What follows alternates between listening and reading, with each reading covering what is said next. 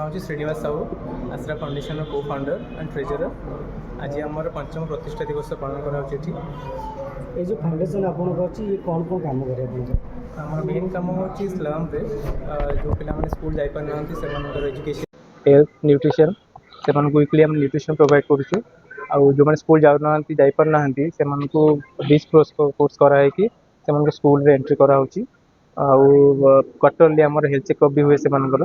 भुवनेश्वर में गोटे सेंटर अच्छी आउ ढेंकानाल आम ट्राइबल विलेज गोटे अच्छी नीलकंठपुर शासन सेठी आमर 40 जन ट्राइबल पिला अच्छा जो मैंने एक्चुअली ओडिया भी ठीक से कही पार ना तो से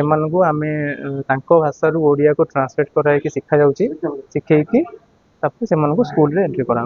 स्लम एरिया में बहुत गुड़ा फाउंडेशन अच्छा कम कर पिला तो खाली पाठ पढ़ाई समाज में मुख्य सचेतक निहत दरकार अच्छी जमी से पाठ पढ़े चाकरी कर आप संस्था से किसी कार्यक्रम हाँ आम आम से प्रथम आम से स्कूल एंट्री करूँ 8th पास पर स्किल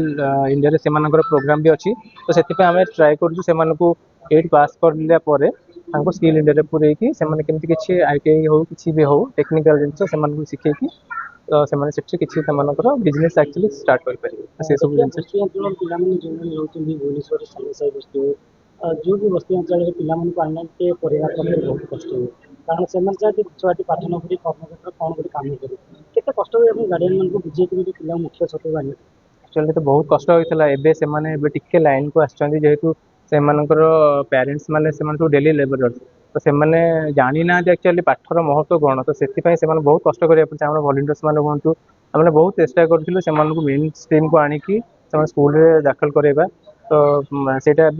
कंटिन्यू चली भगवान दयार के असुविधा है कष्ट तो होती निश्चय आमको से बुझे कि आम गोटे क्लास रे बसैवाटा से बहुत डिफिकल्ट तो से गोटे जगह कन्स्टांटली बसंती से 2 घंटा से क्लास रे बसुँच पढ़ुंट से आम बहुत बड़ा अचिवमेंट हेल्थ केमती कौन कर पाठ पढ़ाई चाकरी देहर जत्न निहत दरकार पड़े खाद्य व्यवस्था पड़े आम से वीकली गोटे न्यूट्रिशन प्रोवाइड करुँ जो कि आमर छतुआ पैकेट रोचे हाफ प्लेट छतुआ पैकेट रोचे फ्रुट्स रोचे केक रोचे बिस्किट रोचे एवरी संडे आम से प्रोग्राम कंटिन्यू चली एपर्तंत 5 वर्ष है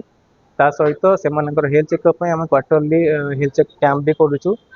डॉक्टर मैंने आसुँच फ्री मेडिसिन जे मैंने जी आसूँ से प्रोवाइड करुँ जो जी न हो प्लस आम से आनी प्रोवाइड ना एपर्तंत आम कौन सरकारी संस्था गोटे टंकाटे भी आम पाइनु कौन CSR फंडिंग भी आमर ना इंडिविजुअल डोनर्स जो मैंने अच्छा सांग मैंने अच्छा फ्रेंड्स मैंने अच्छा से ही आम जहाँ सहयोग हाथ बढ़ी से ही 5 वर्ष आम कंटिन्यू चल सरकार तो बहुत स्कीम अच्छी कि से बेनिफिट गुड़ा एक्चुअली बेनिफिशियरी से पाऊना तो यहाँ आमर आमर जी चेष्टा आम पार्चु से करूँ गवर्नमेंट पाखु गले से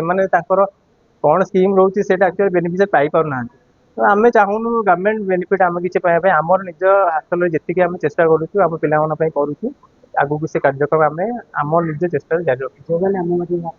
आशा फाउंडेशन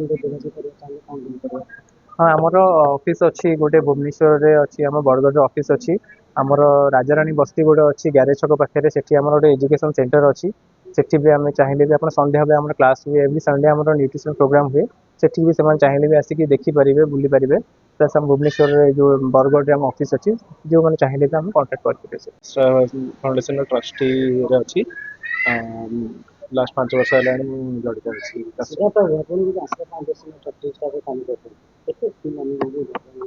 गर्व तो बहुत अनुभव कर कारण पिला आम देखीचु जिते पाखे किसी भी नाला से स्टार्ट होता कम से अपपुष्टि रोग अलमोस्ट आम से काढ़ पाने हेल्थ वाइज भल अच्छा आम आहरी एजुकेशन फोकस कर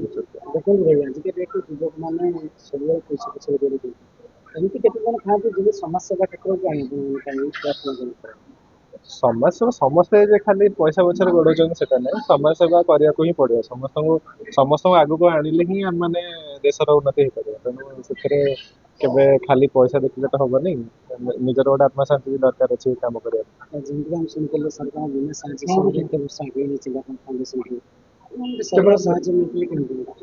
ଭଲ ହୁଅନ୍ତା ମାନେ ସରକାର ତ ମାନେ ପିଲାମାନଙ୍କ ପାଇଁ ହିଁ କାମ କରୁଛନ୍ତି, ତେଣୁ ଯଦି ସେମାନେ ଆମ ଥ୍ରୁରେ ବି କିଛି କରିବାକୁ ଚାହିଁବେ ତାହେଲେ ଆମେ ସହଯୋଗର ହାତ ବଢେଇବା ପାଇଁ ସବୁବେଳେ ରାଜି ଅଛୁ। ଆଉ ଯଦି ମାନେ କେହି ବି ମାନେ ଇଣ୍ଡିଭିଜୁଆଲ ଲୋକ ଠାରୁ ଆରମ୍ଭ କରି ସରକାରରୁ ଆଉ କୌଣସି ସଂସ୍ଥା ପର୍ଯ୍ୟନ୍ତ ବି ଯଦି କିଛି ବି ତାଙ୍କ ମନରେ ଅଛି କି ଆମେ ସେ ସାହାଯ୍ୟ କରିପାରୁନାହାନ୍ତି କିମ୍ବା କିଛି ସହଯୋଗ ଦରକାର, ଆମ ସଂସ୍ଥା ତରଫରୁ ଆମେ ସେଟା କରିବାକୁ ରାଜି ଅଛୁ।